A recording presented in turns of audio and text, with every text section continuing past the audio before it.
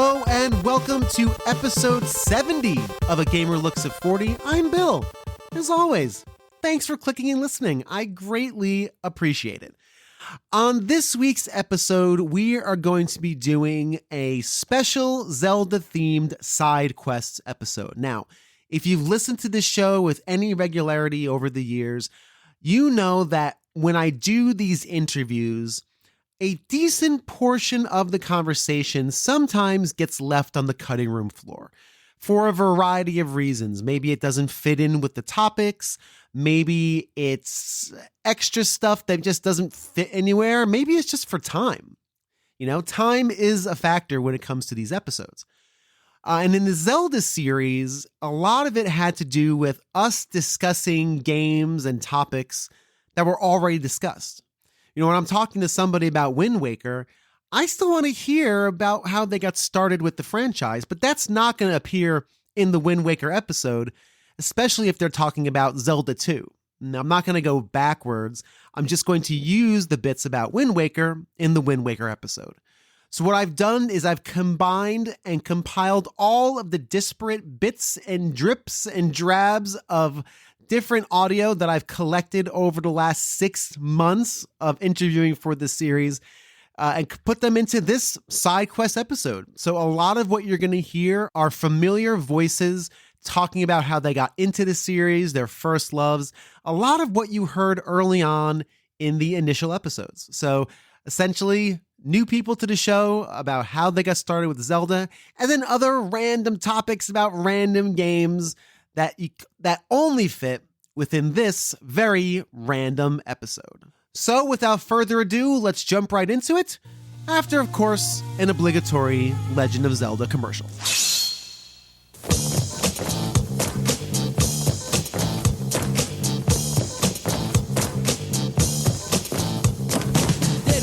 Zelda の伝説出るついに出るゴージャス今度の冒険リアル君もすぐに体験憎いでやんすね昆虫症高画質の謎解きアクション戸惑うことなくのめり込もうもちのろんスーパーファミコン Look, I didn't promise it was going to be in English, okay? So just don't even get concerned. But I have to say, this thing is wild. It goes on for a minute. I'm going to post the link in the show notes, so please check it out at your leisure. Definitely worth a minute of your time. Starting us off, Jim from Drink a Beer, Play a Game talks about his history with the Zelda franchise. Jodi, aka Quail, talks about his origins and where he would recommend somebody start with the franchise if they were brand new to it. And then finally, Justin from Killer Quail Studios talks about his entry point and how Zelda remains consistent over the years and decades. So man, let's kind of talk a bit about Zelda. Now, you mentioned earlier that Zelda is not something that you have a ton of experience with. You've played a few of the games, so I'd love to hear some of your story with the franchise leading up to Majora before we kind of dive into that game. Yeah, so I was a Sega Genesis kid growing up. So I did not have an NES. I did not have the Super NES. So my first Nintendo console was the N64. And I mainly went that route because like all my friends would get the new consoles before me. And growing up 16-bit, the idea of like a load time was just like so foreign to me.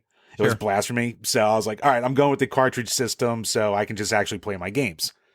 So as part of that, I eventually got Ocarina because that was the game that everybody was getting. And that was my first Zelda game, and it just blew my mind completely. So that was that game that in my grade school where like it didn't matter what kind of like popularity class you had. Like I was a nerd in grade school, and like even like the popular kids would be like, we'd all talk to each other asking about like secrets we found and how to get out of this dungeon and what to do. So that game became an obsession for a while. And I think, I mean, for me to play through a game that long, like 3 or 4 times, even back then, like that's a lot for me. So I was fully on board with it. And then when I started reading up on Majora, I was like, well, this is going to be a day one, no matter what. Right. Begging the parents to let me get it and everything like that. So when did it come out? I forget. Was it like Christmas time or was it like randomly in the middle of the year like Nintendo likes to do? I think Majora was kind of randomly in the middle of the year because Ocarina came out, I think it was November of 98. If I believe it's November of 98. Ocarina came out a year and a half later. It was an incredibly quick turnaround time. Mm-hmm. Almost positive. I should know this because, it is kind of a podcast series I'm doing, and I've had, I don't know, about 10 different discussions already. Yeah. Details. Details. Yeah. April 27th, 2000 is when it came out. So, yeah. So right in the middle of the year, which is a hard time for kids because unless your birthday's around that time, good luck getting mom and dad to buy that for you. Yeah, I'm a March baby, so I think I delayed my birthday gift to make it be that until it came out. Nice. I can be born in June. It's fine. Just no problem. Yeah, right. Exactly. Just make it up. It doesn't matter. Just give me my game. It's kind of arbitrary anyway. You had no agency in the date itself, so no big deal. Exactly. Yeah, man. So Ocarina, you loved it. It sounds like Ocarina was actually able to kind of break down the social classes of school. Because we all know school had very strict social classes. And you said what grade were you in that age? I'm not sure of your age. So. Ocarina, that must have been 98. That was 7th grade, something like that. Okay. So seventh grade, you have lunch tables now. It's about where your locker is, all the weird social strata of middle school / high school. Mm-hmm. It sounds like for you, Ocarina broke a lot of that down, where everybody was playing it, whether you were a cool kid, quote unquote, or not. Yeah, pretty much. Everyone would if you didn't have Nintendo Power, you'd have something, or you'd be talking and passing to someone about Ocarina, and someone would overhear and be like, "Oh, you're playing that too?" And then you'd be looking at him like, "You're playing that?" And then it just sparked from there. That's nice. It's a really cool thing how games and really media in general, but how a game can do that, right? Everybody kind of rallies around it and everybody in school is playing and talking about it. And you can be in the conversation when sometimes you probably weren't able to. Oh, yeah. Pretty neat. Yeah, it's pretty cool. So Majora, you asked for it. You got it. I'm assuming during the year 2000.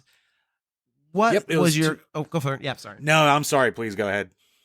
No, I was just saying, I'm assuming you got it around launch, probably again for your birthday or something along those lines, or maybe for Christmas. Yeah. Yeah. When did you receive it?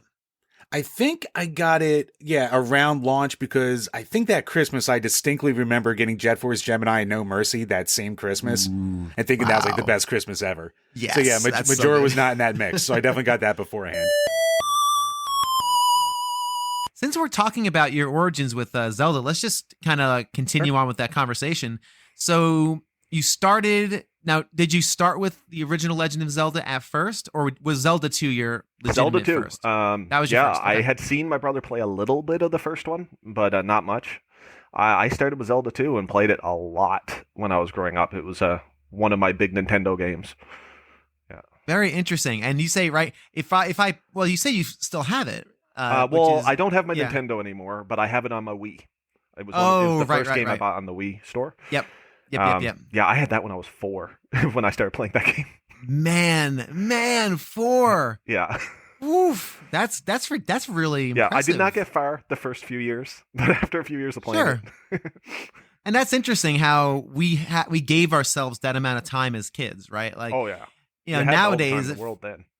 Nowadays, if I get a game and it's not clicking with me within an hour, I'm like, well, time for something else because I just don't have the time to invest. But that's cool. That's really neat. So Zelda 2, yep. You play.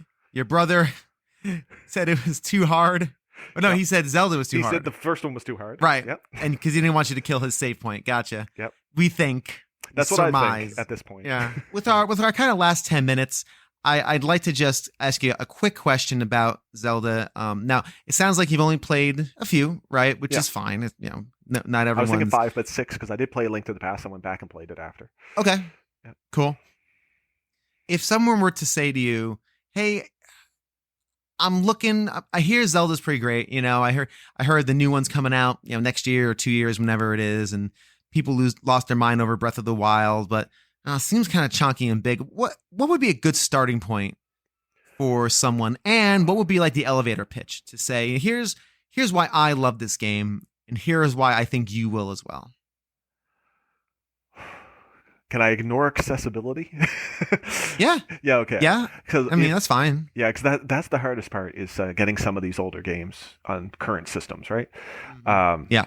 And Wind Waker would be the one. If I want to get somebody in to Zelda, I would really do it because here it's almost a completely open game. You have a little bit at the beginning that's going to teach you what to do, and then you're a little limited in where you can go because it's teaching you, it's helping you through. But then once you get open up, you now can do whatever you want. There's tons of fun to do in it. There's tons of things you can find. You can be as detailed as you want, or you can just go where you want, where it tells you to go, and take the game. Whichever way you want to play it, this game will do it for you. Follow. That's super cool. I love that idea of the freedom of exploration, because that's one of the main things I enjoy about Zelda and Wind Waker. I mean, I'm not trying to speed run it. I'm trying to get it done for a purpose. Yeah. But I know that's one of those I would spend 5 hours just roaming around. Oh, here's the thing. Yeah. Here's the thing, because that just scratches huge itches for me. It's one of the only reasons I really enjoy quote unquote open world games is because it just allows you to explore. So, yeah. And going through it, I can still hear, if you walk into a dark room and you hear that laugh, it still gives me a chill. The whiz robes in that game annoyed me so much. Yeah. Can be rather terrifying. I totally get that for sure. And they just keep summoning more and more stuff. Stop summoning, please. Yeah. Can't handle it. And by the way, I have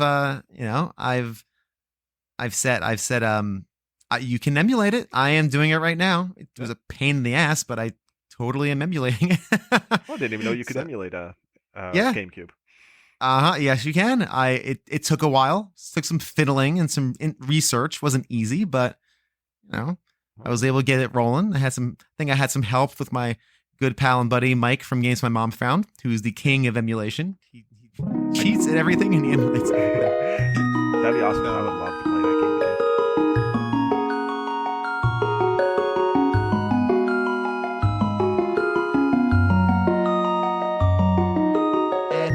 The meat of our conversation tonight is going to be about Majora's Mask. Now, before we get into that, I'd love to hear a brief history of kind of where you started with the series, with the Zelda franchise, and kind of leading up to when you first experienced Majora.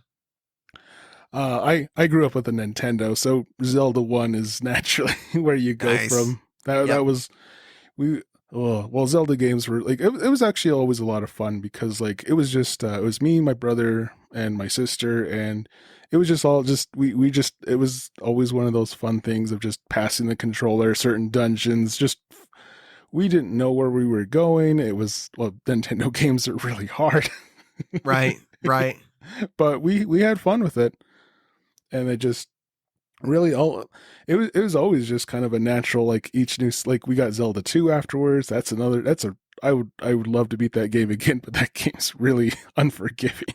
It's brutal. I don't know how people do it. Yeah, I can't, like I didn't even know how I did it when like we were kids. Like, oh man, didn't have the internet, so it was like that Nintendo Power, like renting or checking out from the library sometimes, but like, ooh, it was nuts. But yeah, just that Link to the Past, like pretty much we would always get the new, like we were a Nintendo family. We were in the console war. We were the Nintendo family. We didn't have anything to do with Sega. So, but it just literally each one, like, yeah, Zelda 2, Link to the Past, Ocarina of Time, and then Majora's Mask, and just like some of the Game Boy ones. Like I didn't play the Game Boy ones as much. I was Pokemon kid. That took most of my time. Right. Yep. But yeah, go ahead. Yeah. No, I was going to say, so kind of leading in. So it sounds like you have a long history going up into Majora. So before we kind of get there, up until Majora, what would you say your favorite of that series, of the franchise is? Or was, if you have a further one? I think Ocarina of Time is probably it was probably one of my favorites before. Like Majora's Mask is my favorite of all time. Zelda, okay, cool. But like I just was really just wowed by all like the 3D world, and like that was another one, like especially with my sister. My sister was funny. She'd always do the voices of the characters. So that's cool. Your sister would do so you have an older sister? Yeah, I'm the baby. Gotcha. So your sister would do the voices of the characters in Ocarina. That's really neat. Mm-hmm. That's a fun little memory. Oh yeah, That's cool. totally.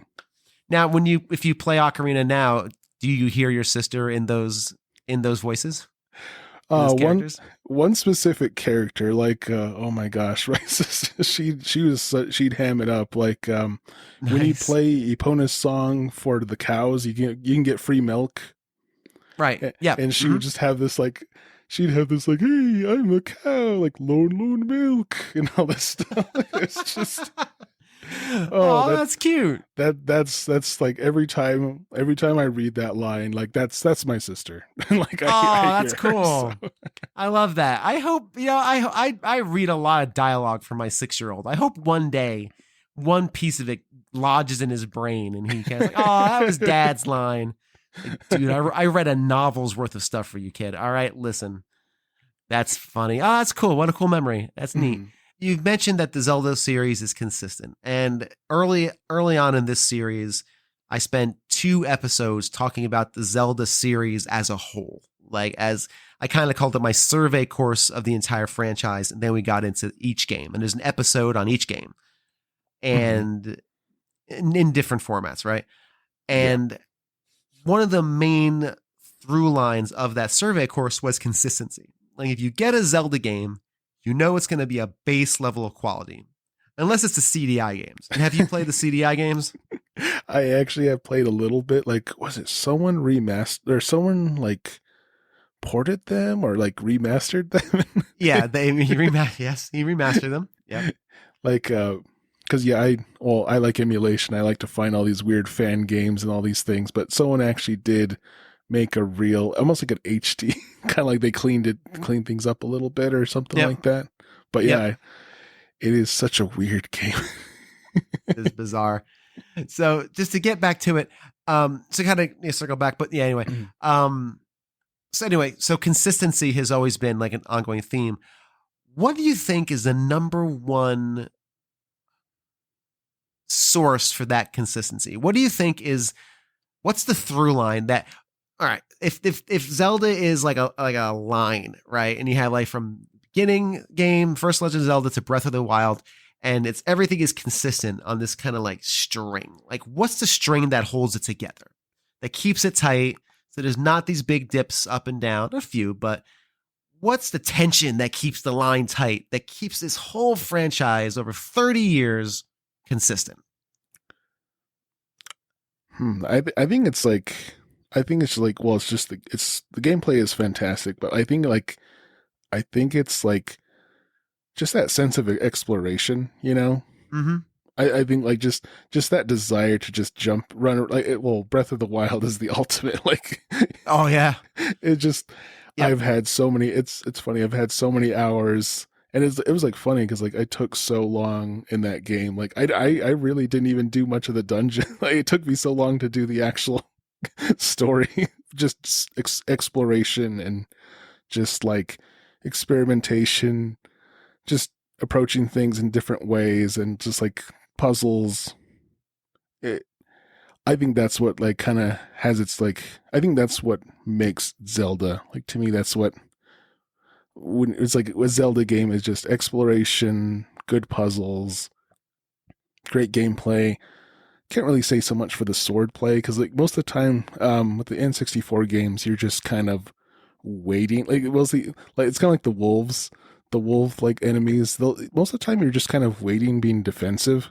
But like, I think some of the best ones, you get to be a little more offensive. Like Breath of the Wild, you could just go nuts. Yeah. Yeah. Right. So it's kind of distill it down. You think it's the exploration, it's the adventuring. I'm not, again, not to put words in your mouth, but really is the adventuring, which to me is a combination of exploring and combat and going on this kind of fantasy adventure. Yeah, I think that's the best way to put it. It is the call to adventure.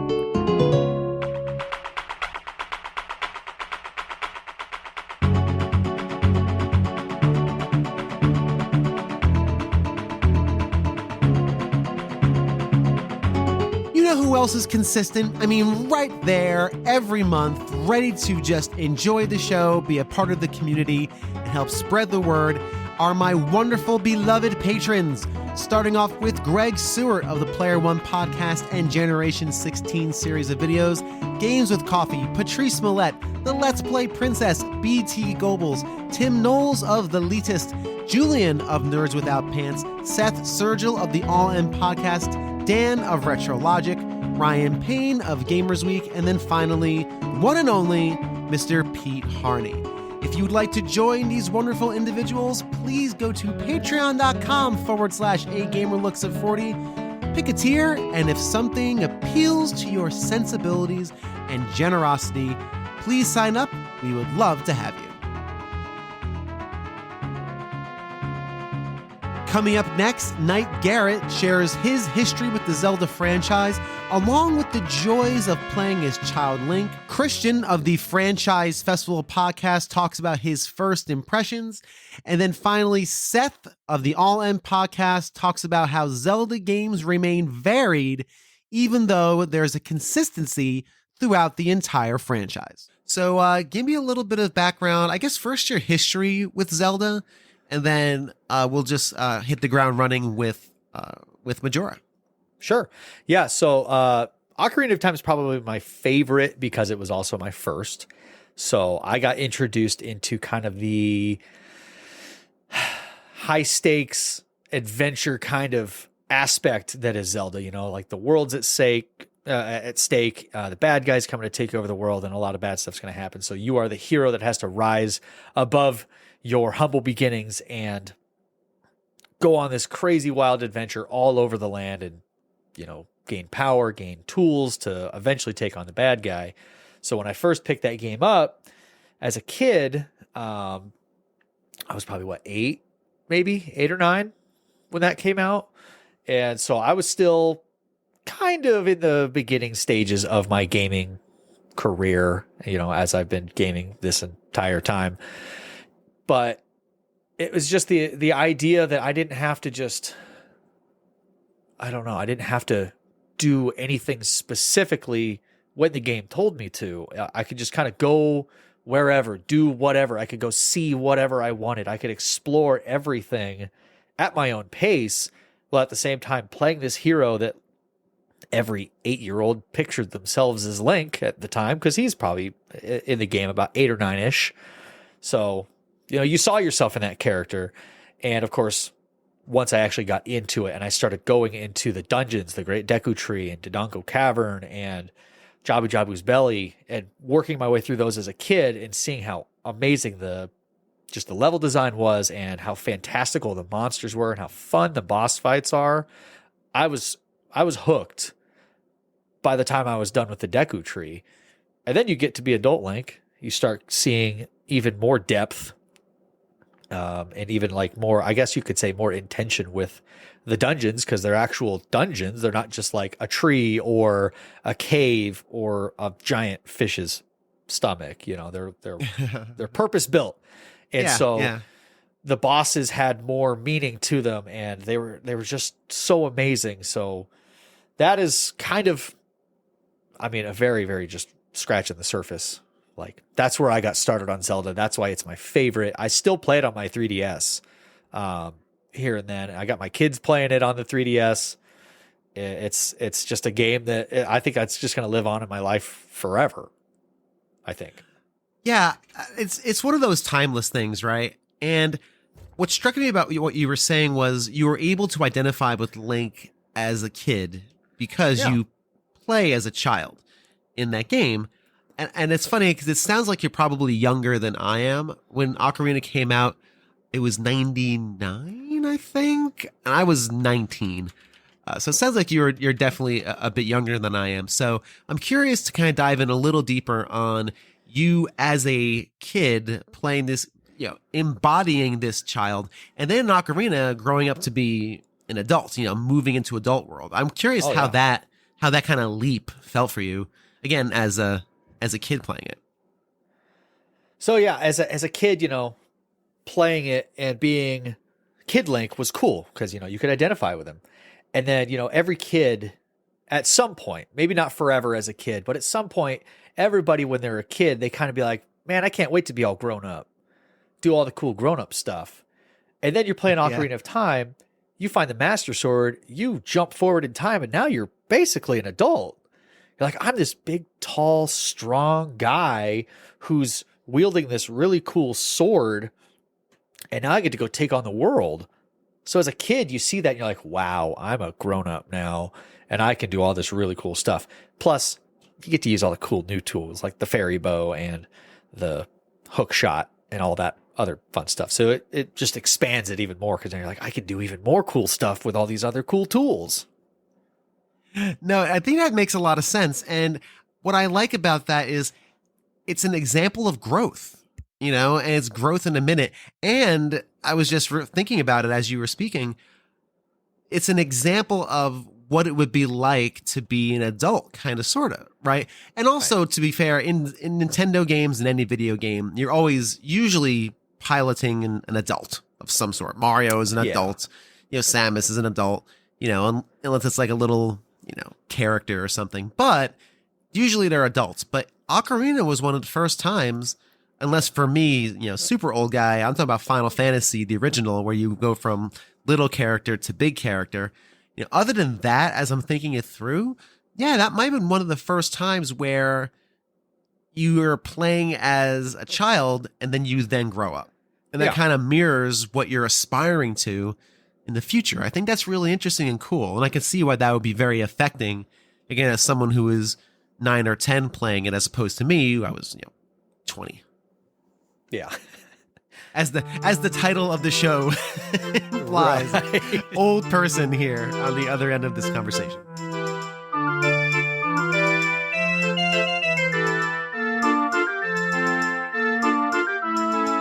What I'd like to start with is, and if you've said this on your show, I didn't listen to some, but haven't listened to Of course. a lot of the There's a work lot so there, far. There is a lot there. Tell me a bit about some of your first impressions with the Zelda franchise, kind of how you came across it, and just give me a little bit of insight as to kind of what draw you to the franchise itself. Yeah, I have had a long road to get to the Legend of Zelda franchise. I started out back on the NES. My dad, for some reason or another, had an NES in the late 80s. He's never been that interested in video games, so I have no idea why he owned it. But he had copies of The Legend of Zelda and Zelda 2, and this console was stored at my grandparents' house. So whenever I went over to my grandparents' house, I'd play through Mario, I'd play through Mario 3, I'd play through a Mega Man game, the ones that I enjoyed, right? The side-scrollers. And then inevitably I would get to feeling experimental and pick up Zelda or Zelda 2 and just be baffled. I'd never played a game with much text. I'd never played a game that was non-linear in progression. And so, I'd pop those in and just be baffled by them. Zelda 1, I could make a little bit of headway in because it's a little more forgiving. But Zelda 2, I would, die in about 5 minutes of playing and angrily eject it from the system. So after that, I avoided the series for a few years. And then I didn't have a Super Nintendo, so I just skipped Link to the Past, even though I would occasionally see pictures of it and think it looked really cool. That art direction is top notch. It's gorgeous. But I ended up with a Game Boy Color and a Nintendo 64 at some point, and got caught up in the hype cycle for Ocarina of Time and Link's Awakening DX.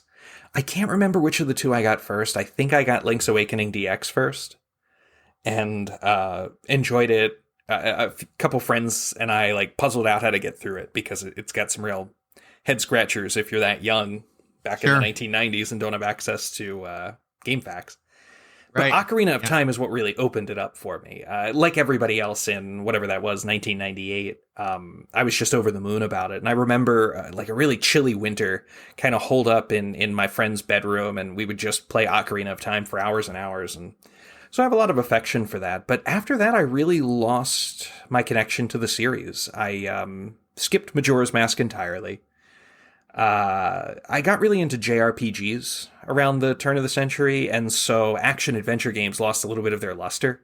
Zelda, it's absurd to think about from a distance of 20 years, right? But back then, I thought, it doesn't have as much dialogue, it doesn't have, leveling up and systems and so forth. Yeah, yep. So I lost my affection for it. I bounced off Wind Waker and Twilight Princess. I tried them on friends' consoles in college, and didn't really work for me. But in the mid-2010s, I ended up with a 3DS and a Wii U, which, fun fact, for anybody who doesn't know, the 3DS and Wii U together, I think allows you to access every core Legend of Zelda game from the first one up through Breath of the Wild.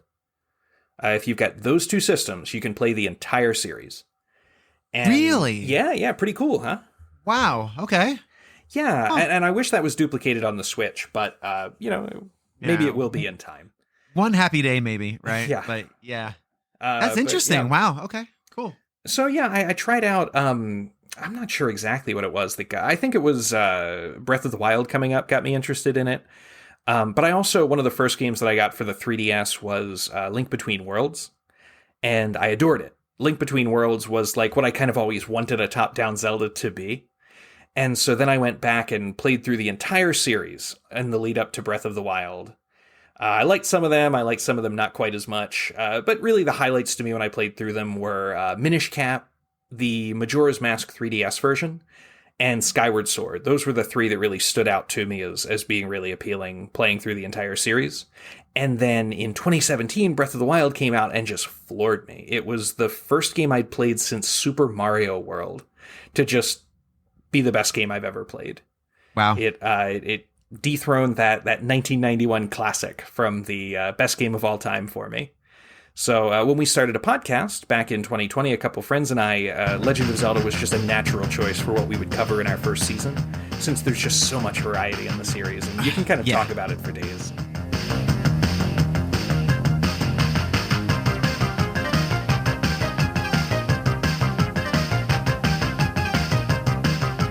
I love how the Zelda series just in general, we had mentioned earlier that like a lot of these games they feel like responses to the previous games, but Yeah. I think at least some of that is actually just the development team and the sort of like rebellious like DNA that is in Zelda, because there's constant examples of like it could have been this and it was that instead. Famously, when they first showed off like Zelda for the GameCube at Space World or whatever it was, it looked like what everybody wanted. It looked like what Twilight Princess would be. It looked like gritty, dark, grown-up Ocarina of Time, essentially. And the team was like, that's not what we want to make. Like, we want to make something different. We want to tell this story, and we want to take this approach to it. And I remember reading about this. We did a retrospective on it last year for All In. I remember reading a story about how the development team was sort of just like on the drawing board. Like what are we going to do with this? We want it to be different, but we don't exactly know. And it was having that like original cartoon drawing of Link that just spearheaded the entire thing. Just like that was what wound up like, nope, this is it. This is the vibe we want to go for. This is what we're doing. It's so different from like everything else. And there just seems to be that school of thought with the entire franchise. And some of it certainly is a response to the previous thing. But I think that at least some of it too is this rebellious nature of constantly wanting to redefine what Zelda means to the people who make it. And that's a really, I think that's a testament to Nintendo allowing them to do that. Because Right. as you all know, as everyone knows, as we grow older, we change and we want to explore different things. And the fact that the series does that and has kind of moved in that direction and really, like to your point, with every iteration evolved, either, depending on your point of view, positively or negatively, right? I mean, I don't love Twilight Princess. It'll be interested replaying Sure. it for the show, but I think that is a testament to Nintendo allowing these designers to create the work that they want and not necessarily submitting or bowing down to pressure from external pressures, from popular opinion or what was going on in the world at the time. Again, I'd love to hear more about like Twilight, and because that does seem like a massive overcorrection. And it is, because it's completely opposite from the tone of Wind Waker, and then Skyward Sword is right back and it's just steering that ship, and then Breath of the Wild is something entirely different. But It's fascinating. It's really It's cool. interesting.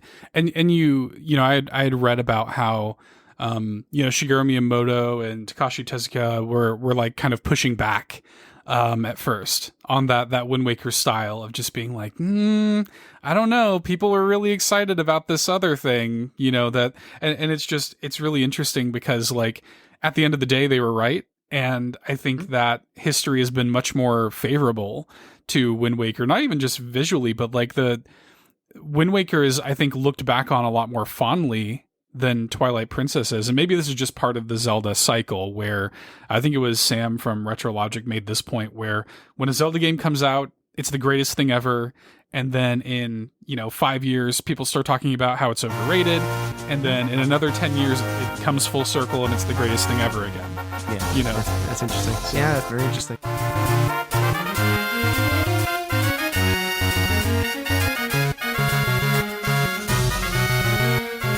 And finally, to close out the episode, Ian, also known as TeacherBloke85 on Twitter, talks about his first interaction with Zelda and a random, strange, weird game that I'm amazed we spent 4 minutes talking about. I'm amazed, but it features one of my favorite Zelda characters. You should know what it is based on that description alone.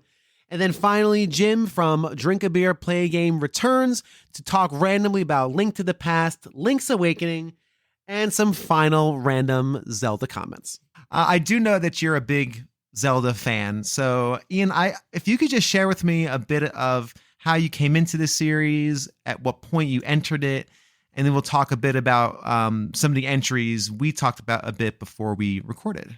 Yeah, well, I remember telling you the story about how I got my NES for Christmas, and I know you love that story. But that was one of my first games on the NES, was Legend of Zelda. I remember having some kind of, I can't remember which magazine it was, but I saw a bunch of maps for Legend of Zelda. I thought, that looks great. And by the time I'd got the game, I'd pretty much memorised Dungeon 1's map from this magazine. So, yeah. It's funny, though, because at the time, my uncle had an NES as well, and we both absolutely loved Zelda, and we kept sharing tips and tricks and say, how far have you got? How far have you got? And for many, many years, we both got the Zelda games each Christmas when they came out, and we'd keep racing each other to the end. And I think the only time he ever beat me was Majora's Mask, and I still haven't finished that because I kind of gave up in a huff. Of course, you got your 4 swords, which you mentioned, which, again, that's great. Fantastic little game. Nice little idea. Wasn't really a fan of the one on the 3DS, the Triforce Heroes, whatever it was called, where you had to stand on each other's heads or something. I can't remember that game too well. I just remember it existed. But, it was a thing. Yeah. The one that everyone usually shouts at me about is that I never had it for a long time, and I picked it up recently. It's called Freshly Picked Tingle's Rosy Rupee Land. Wait, hold on. Hold the phone. Is this the one where... It's on the DS, and you play as Tingle, and it's horrible. Is this the one I've had a guest talk about something Tingle related? Yeah. It might have been a co-op game. Might have been co-op mode of one of the games though for the GameCube, I think. And you can like play as Tingle with a Game Boy Advance adapter, and you can drop bombs on enemies while the other person, which sounded fun. That's not the one I'm thinking of, but I think I know what that one is. Freshly Picked was on the DS, and it is a top-down game, but rather than Tingle attacking enemies like Link would, he kind of pays mercenaries to go and fight for him, and it doesn't quite work.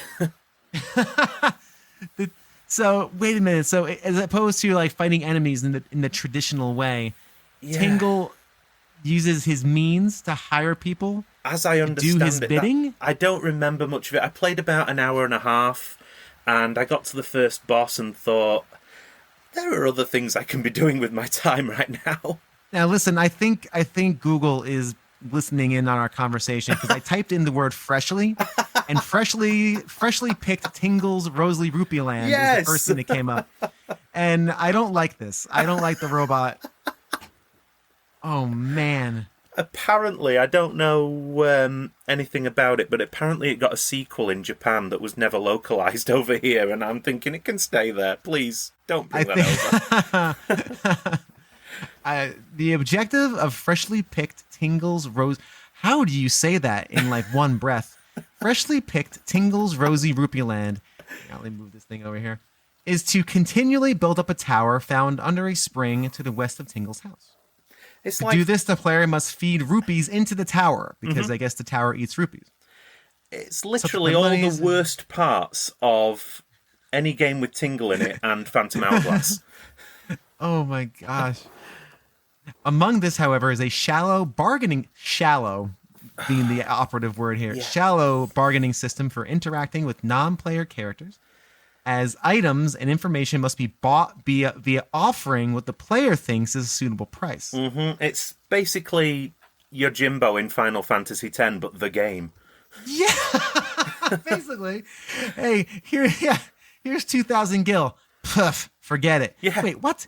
You don't get to deny it and take it. Like, that's not how this works. Yeah, but let's face it, when you saw him do the nod, you cheered.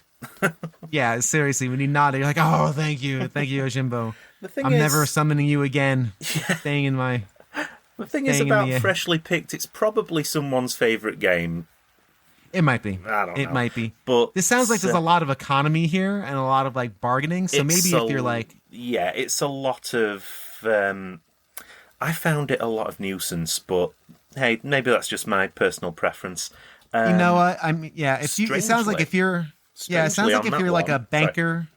Yeah, sorry. If it sounds like you're a banker or a big deal capitalist, venture capitalist perhaps, or, you might dig this. If I wanted to play Monopoly, I'd play Monopoly. But the weird thing about Freshly Picked is it was a Japan and Europe exclusive. It never came out in the States. Oh, hence probably why I never really heard of it. So again, that's becoming a bit of a rarity. But as to whether people want it or not, that's not for me to say. Yeah, exactly. And it's fine. Again, if you dig it, then I hope you enjoy it. Yeah. Don't let me steal your joy. I Yeah, say it all the respect to time. anyone that does like it, but again, it's not for me.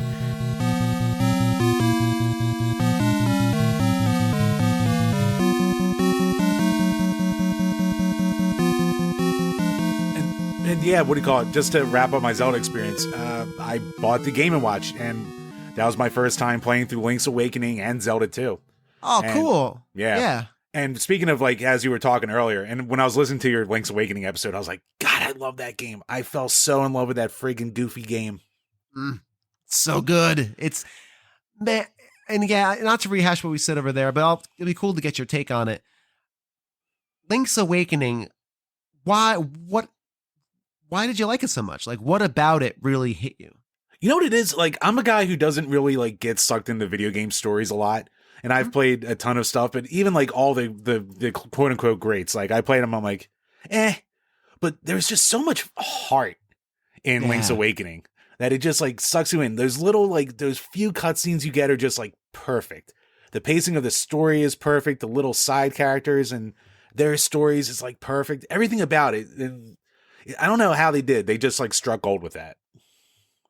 It was clearly made by people who were just passionate about the project and want to see what they could do with the tech, and through that almost lack of supervision, because they just, as the famous story goes, they just kind of did it as a side project. The developers, they're like, we're just going to make this crazy game with this crazy story and try to recreate Link to the Past on a Game Boy, and they did it. And honestly, depending on which way the wind blows, it might be, I think personally, I like it might be a little better than Link to the Past, depending on the day, right? I have to actually play Link to the Past eventually. I've only put like 10 minutes in and I was like, okay, I'll come back. And then I never did. It's worth going back to. It is wonderful. It's a classic for a reason. Excuse me. It's a classic for a reason. And Link to the Past is great. But man, Link's Awakening, you said a lot of heart, and I think that's a key component to that game. Again, I think it really speaks to how much the developers really cared about the product and loved it as a passion project. And that heart, I think, really just embeds itself into the DNA of that game. I also think it's cool because it's so self-contained. it's just a good size of a game, especially for dads who don't have the time we used to have to like sprawl around Horizon Forbidden West and never leave that game. It's just, dude, yeah. I'm trying to beat Elden Ring this year. Like, I started it last year, and I'm like, this year I'm going to beat it. And I'm just like, where am I going to find the time for 150 hours? I can't do it. I need bite-sized experience that I just can't do it. But yeah, what else about Link's Awakening did you find really impactful? You mentioned you're not the biggest fan of story, but it sounds like Link's Awakening story grabbed you as well. Oh yeah, the story grabbed me, but you know what else got me? That's like the only Zelda so far of the ones that I've beaten that I never looked up. Like I got so far without a guide, I just refused to do it.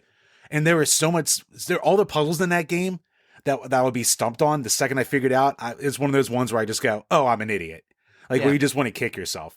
Like that first raccoon, like it took me so much longer than it ever should have to figure out, oh, get the dust to make him sneeze. Like I was running around cutting and fishing and doing everything I possibly could for like 3 hours before I went, oh, let me try and get this bag that I never tried to get from the claw machine before. And lo and behold. So there were just so many things in that game where I just felt like an idiot after, but it felt like it was like perfectly done in that way. Yeah, puzzles are always challenging in Zelda games because it's a tricky balance, right? I always feel like you want to make the player feel like a genius when they figure it out and not feel like an idiot when they don't figure it out and have to have it explained or something. You always want to have that sweet spot of, if I had just thought for 5 more minutes, I would have totally nailed this puzzle. I think that's an interesting balance there. Yeah, it serves as puzzles well, and it's not a perfect game. That the tower isn't wonderful. Yeah. A lot of running around and backtracking, but that was painful. Being like, okay, which door gets me to the floor I need? For the love of God. And then the one thing I'll finally ask you on Link's Awakening, this is an easy one. Does Link die at the end? Link? No, I do not think that he died at the end. I don't think so. Even though probably did. Even though the probably answer is yes, I'm just gonna choose to believe that he didn't. He just woke up. Fantastic. So you think that this was all a dream of Link's, or do you take this story literally? Like, I go with dream. You go with this is a dream of the Windfish or a dream of Link? Good question. I go with dream of Link. Okay, so this is all a bad dream. Link's gonna wake up, at home, cold sweat, 2 a.m., going, whoa, wow, how much Romulan ale did I have the night before? Exactly. Gotcha. Okay. Well, all right, that's fair. I take it extremely literally. That's probably the correct way to do it. I'm probably overthinking it. But I love that's what I love about that game, and you probably heard this from the show you listened to earlier, is you can interpret it so many different ways. And as maybe you haven't gotten that far yet or whatever, but there's a whole section of the podcast episode for this show about the ending. And it's like half an hour, maybe 25 minutes of content just on the ending. Different theories, different thoughts, different ideas. What's this theme? And we're talking about a Game Boy game. Yeah, right. Which is just, I think, the most bonkers thing out of all of it. I actually took a long break from Zelda after Majora because I immediately jumped into the PS2 because at that time I was still a one console, per generation kind of guy. Yeah. So again, I missed out on a ton of Nintendo stuff for a long time. Eventually I got into, like we all do, into emulating old games. So my next Zelda after that was going back and playing through the original. And nice. Kind of hating it. the original #1 Legend of Zelda? Yeah, the old original NES one. I was like, all right, let's see how this old thing started. The game everyone talks up. And I was just like, what do I do? I was like, we have a thing where we complain about where it's like you can just tell sometimes a game is made to sell Nintendo Power issues. And Zelda, sure. You are one of those freaking games. The first issue of Nintendo Power had a nice giant Zelda map in it. So if you went to the newsstand and you saw on the cover, I think even advertised Zelda map. Come on. Mommy, please buy this. And sure enough, I need this. I don't know where I am. I keep dying. I need something to help me. There is an episode of this very show. I think it's episode 10. I'm going to take a guess and say episode 10. And it's a 2-part episode, and they're both about Zelda. And the second story of that episode is a friend of the show who, when he was playing Link to the Past, got stuck. He just got hopelessly stuck. He was 6 years old, and he begged his mom to call the 1-900 number for help. And he's the only person I've ever met in this fandom, in any like retro game fandom, who's ever had to use the 1-900 number. It's a pretty neat story. If you want to check that out, I think it's episode 10, if I'm not mistaken. But I definitely will. Did he also call the WCW hotline? That I don't know. I don't know. Me and Gene had the hot scoops.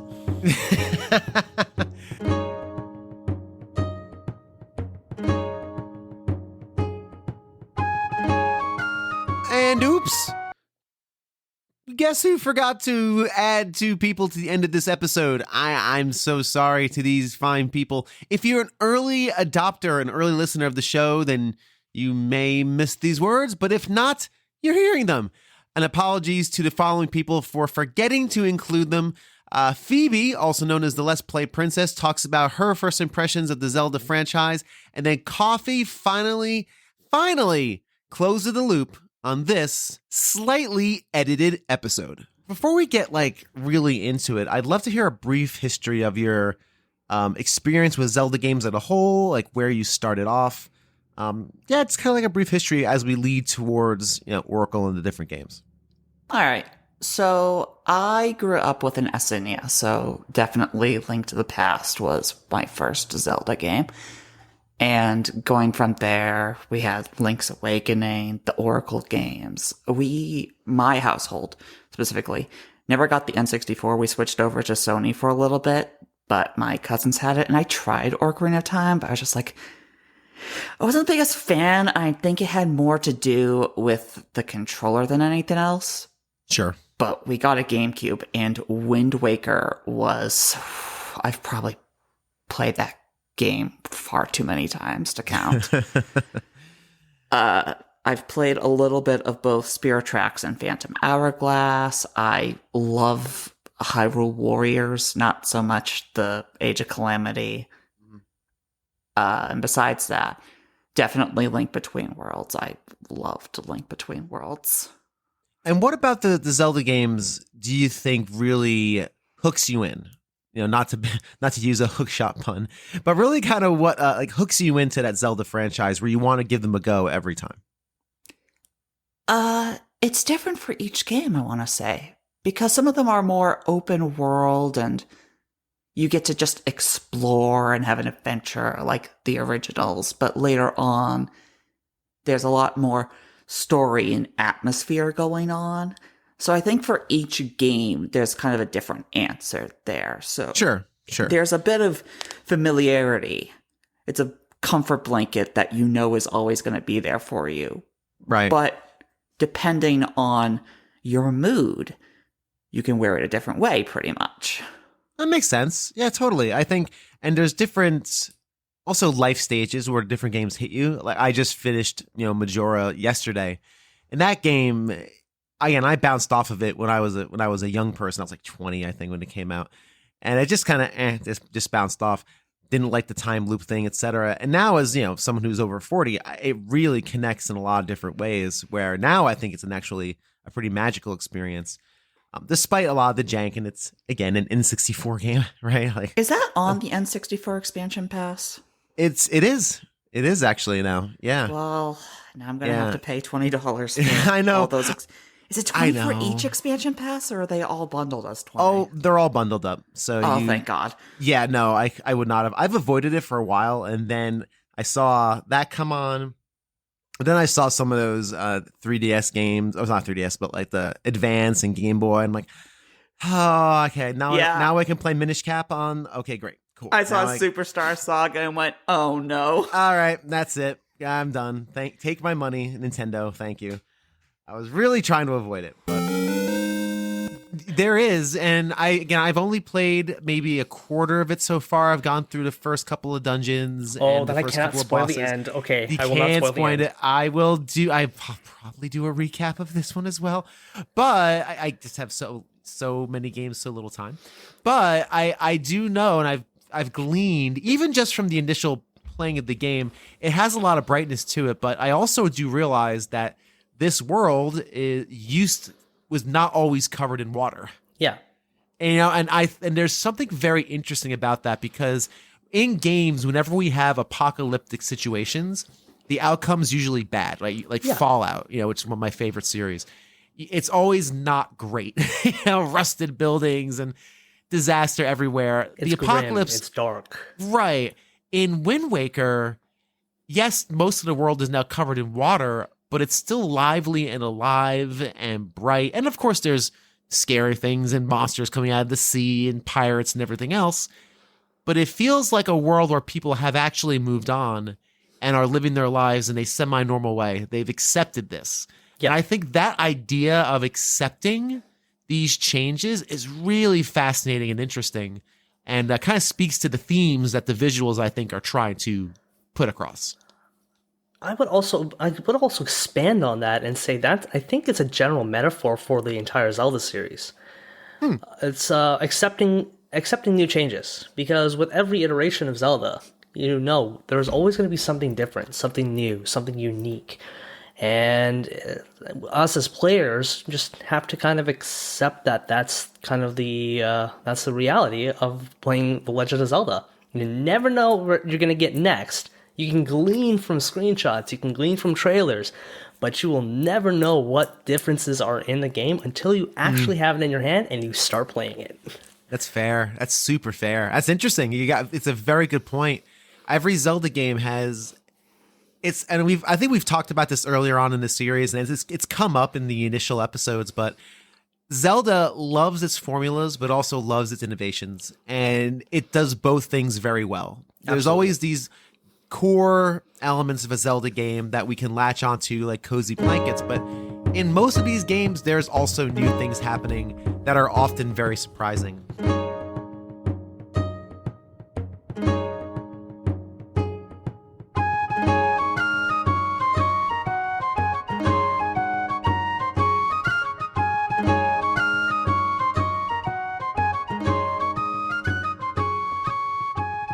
And that just about does it for this edition of A Gamer Looks at 40. Thank you so much for listening and interacting and being a part of the show. There is one more episode remaining, and then it's done. And then there's going to be a spring/summer of stuff. But more to come on that in a future episode. But for now, thank you so much for checking out the show. Enjoy the final Zelda series episode next week. Until next time, continue being awesome.